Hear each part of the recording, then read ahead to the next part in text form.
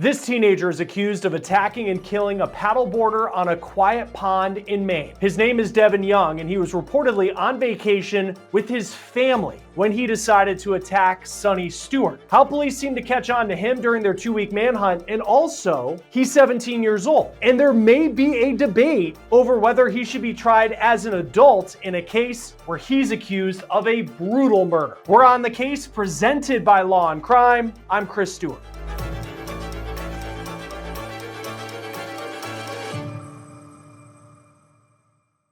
We're learning some shocking information about the teenager who was accused in the murder of paddleboarder Sunshine Stewart. She was killed, police say, on July 2nd.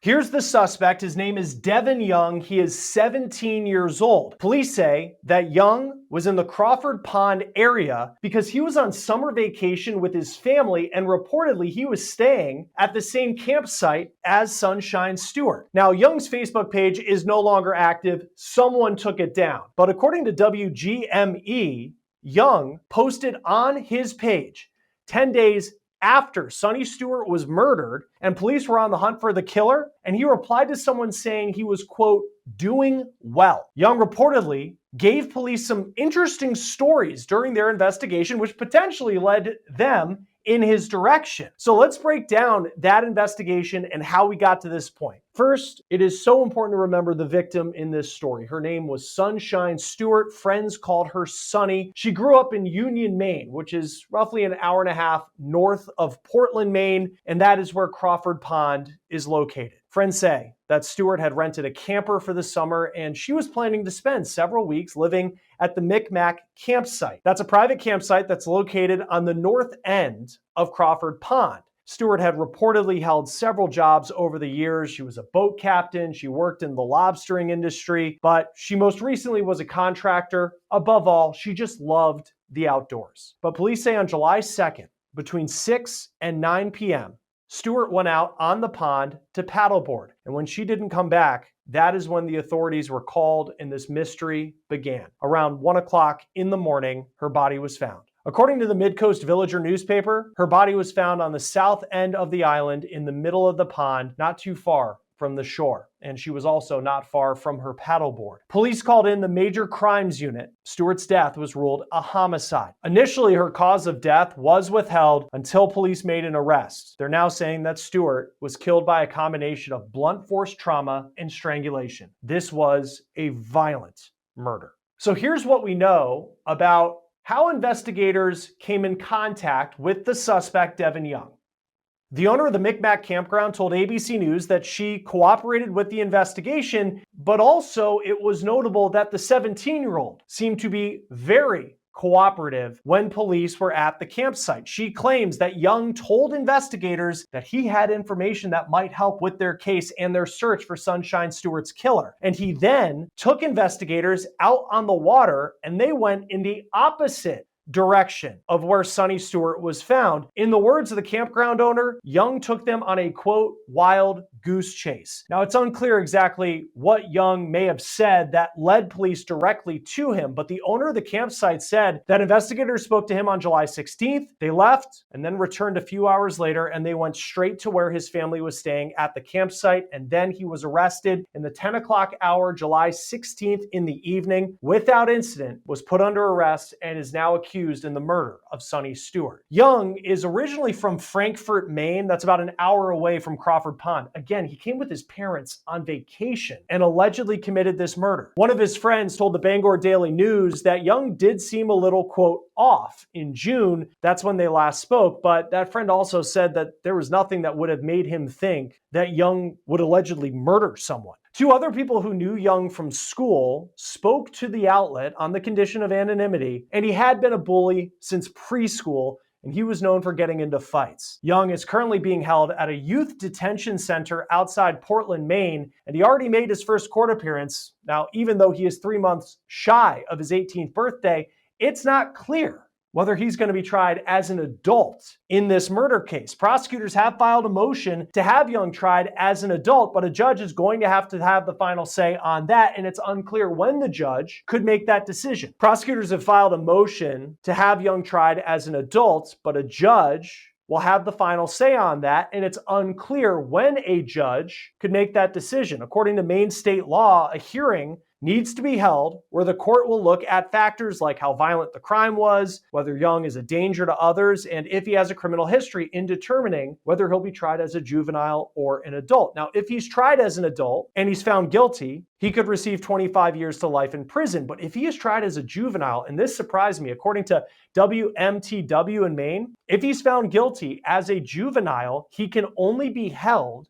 until he's 21 years old, no matter how serious the crime. Young is expected to be in court for an arraignment on August 22nd. It's important to note that he'll turn 18 and would be legally an adult in September. Although Young is now in custody, Maine State Police say this is still an active and ongoing investigation, so they're still looking for anyone with information, anyone who may have saw Sunshine Stewart on July 2nd when she went paddleboarding, to send information to Maine State Police. And as friends continue to remember Sunshine Stewart, they continue to raise money for funeral expenses, and you can just see how much money they have raised at the time of this recording. Joining us now to talk more about this case is retired NYPD Detective Tom Smith, also the co-host of the Gold Shields podcast. It's always great to have you on Law and Crime. We talked about this search for a killer a couple weeks ago when it just began, and now they've made this arrest of Deven Young.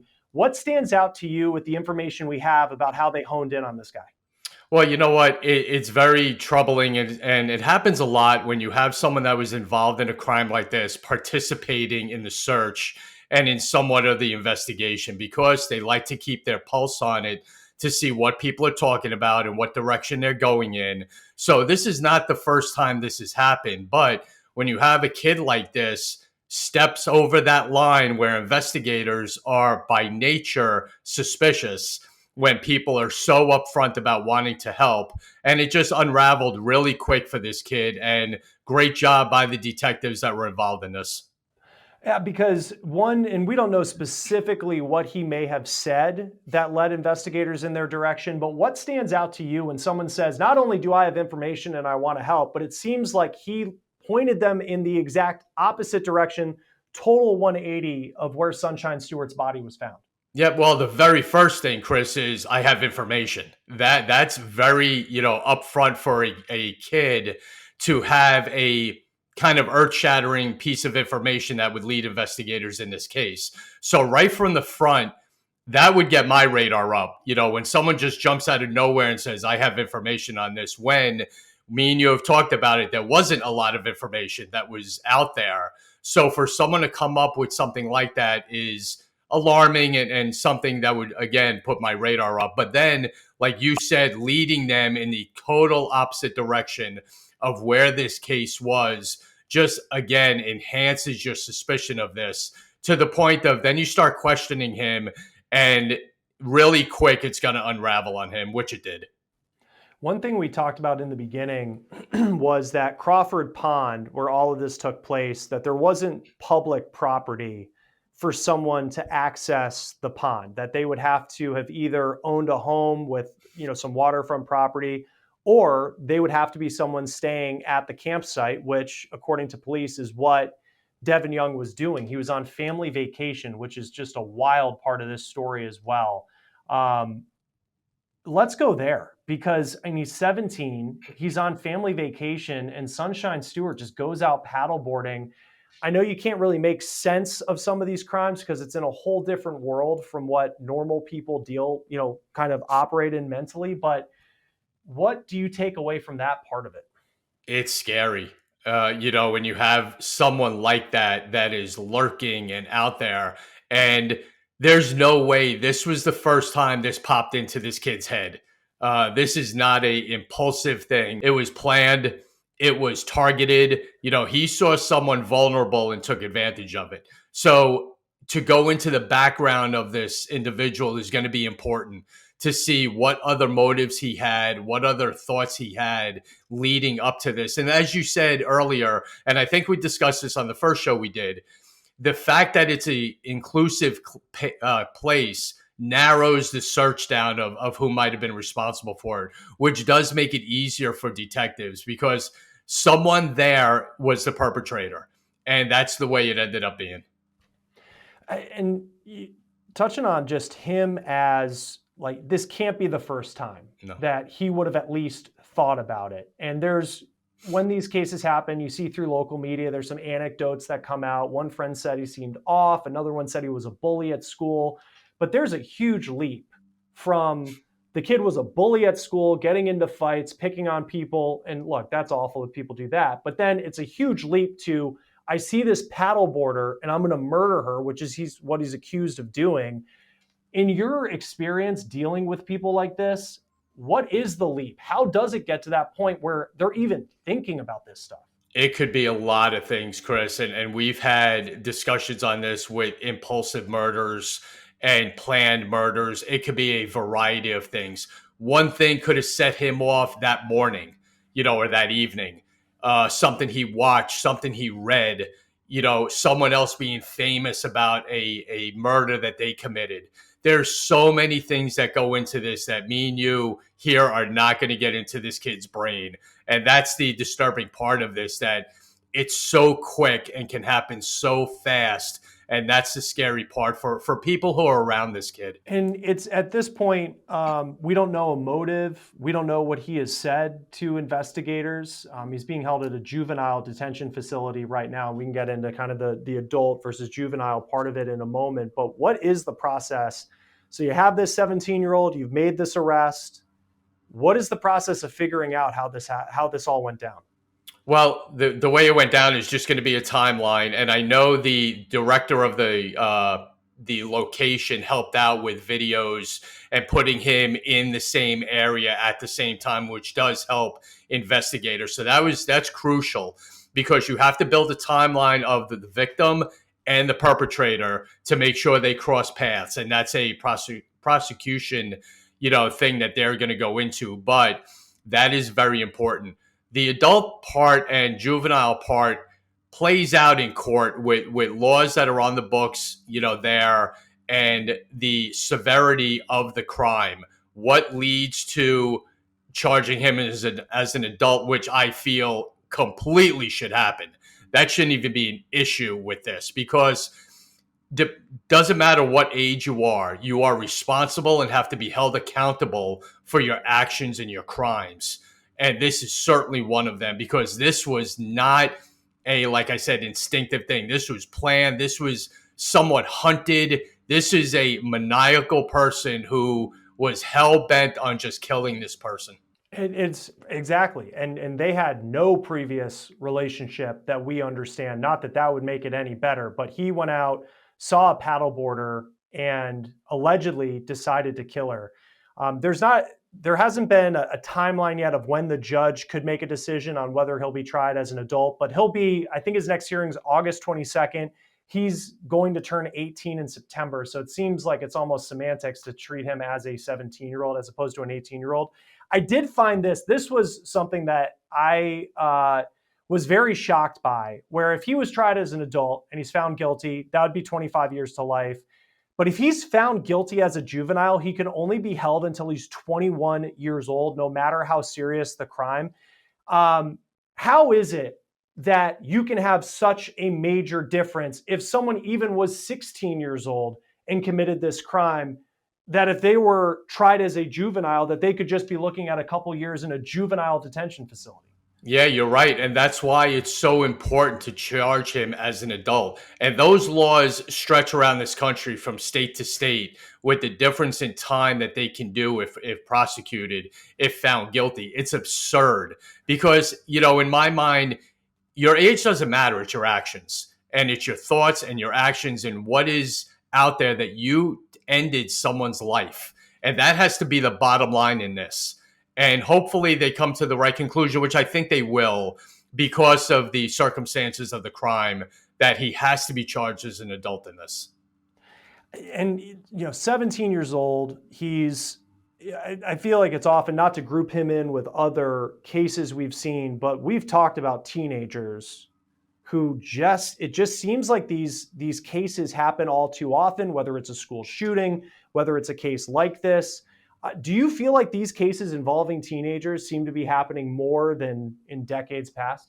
Oh, without a doubt. Absolutely. And, again, we could sit here all day and try to figure it out, and we're probably not going to come up with an answer. From social media, from the celebrityism of killers these days and what they're treated like. That all goes into it as well, and notoriety, medications that are given. I mean, we can go on and on and on with why these happen, but there's certainly a rise in this over the past, let's say, decade or so from what it used to be.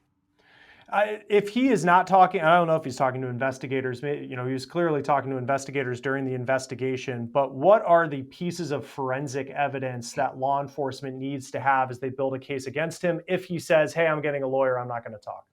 Yeah, well, any piece of evidence that links him to the crime scene or the victim. The videos are going to be important. Are they rock solid? No, but they do put into play that they're in the same area at the same time. So forensically, it's going to be, just what was gathered, what was collected as far as evidence goes, linking these two together. Statements he makes obviously are going to be, really important, and those they're going to kind of keep probably close to them until needed, of what conversations were taking place while they were searching with him.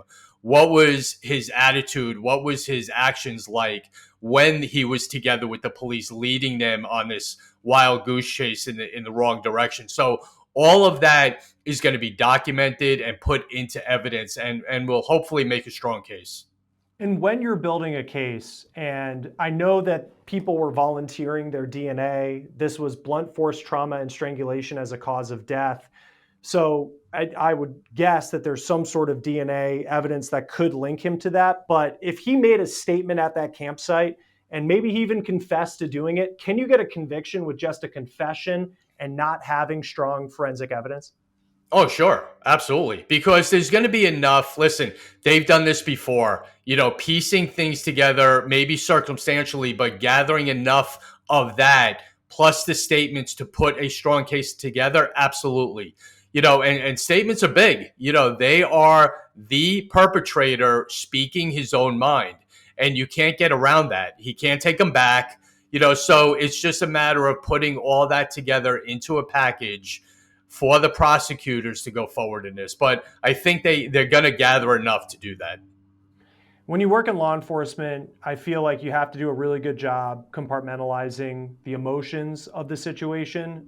But what would the emotions be like if Deven Young comes up to you saying he has information, and then suddenly you're like, wait a second, I think this is the guy who did it? Yeah, I mean, like I said, detectives, when you're searching for people, you have to keep in your mind, and we all know this, that perpetrators get involved in investigations a lot. Look at Scott Peterson. Scott Yeah. Peterson, created a search party that he was involved in looking for Lacey when he knew she was dead. So there's so many examples of perpetrators being involved in searches and making phone calls to drop hints on, possible cracks in the case. But it's their warped way of being involved in this that investigators are always going to be on the lookout for. And I am sure there was one thing he said or did that completely changed the detectives or investigators' attitude when it came to him. Because that's always the way it works. You're walking around, you're looking, and then one thing is said that he's not prepared for, and it flipped on him real quick. And apparently he went and he spoke to investigators on July 16th. They leave, and then they come back a couple hours later, and that's when the campground owner said that they were going to make an arrest, or they had made an arrest and went to go talk to him. What is the process of, okay, we gathered our information, couple hours pass, and then they come back? What are they typically doing during those couple hours, investigators, and kind of reaching the conclusion that an arrest is what they're going to do? Making sure. I mean, you want to be right. You don't want to make a mistake and jump too soon or grab the wrong person. You want to be sure. So all that was either checking all the boxes, getting the team together, which is the prosecutors, detectives, evidence collection teams, whoever it might be, and getting in one location and going over everything you think you have on this kid and making sure you're right. Because all that, remember, I've said it on your show numerous times, Chris, the prosecution and the trial begins real early in the crime scene, in interviews and all that. So you want to make sure you're starting to build a case as early as possible to get the right person. And lastly, in this, two very different cases in a lot of ways, but there's similarities. Brian Koberger's top of mind this week. I think of this case, and in both those situations, Brian Koberger was a PhD student in criminology, and he tried to clean up the crime scene. He clearly made some big mistakes, like leaving the knife sheath behind and all of that. But he's trying to cover up his tracks. Deven Young thinks that he's going to help investigators and lead them in the other direction. Typically, what is the biggest mistake that suspects make when they think they can outsmart police? Talking too much. That's the number one thing. And I think I've said it on your show. When you have a suspect, let them talk, because they're gonna goof up, because they're not prepared for that, Chris. That's the whole thing. You can plan a murder, you can commit the murder, but it's the afterwards thing that they cannot plan for. You cannot plan for the actions of the detectives or the questioning that detectives are going to come up with. You can't game plan that. And that's where these people always get messed up. They just overthink. They think they're smarter, which they're not. And they're not prepared for answering questions later on down the line of what detectives are going to have for them. And that's generally when they get them. All right, Tom Smith, co-host of the Gold Shields podcast, retired NYPD detective. It's always great to have you on Law and Crime. We'll see how this case plays out. You got it. Thanks again, Chris. That will do it for On the Case, presented by Law and Crime. Subscribe to us on YouTube and Spotify. I'm Chris Stewart. We'll see you next time.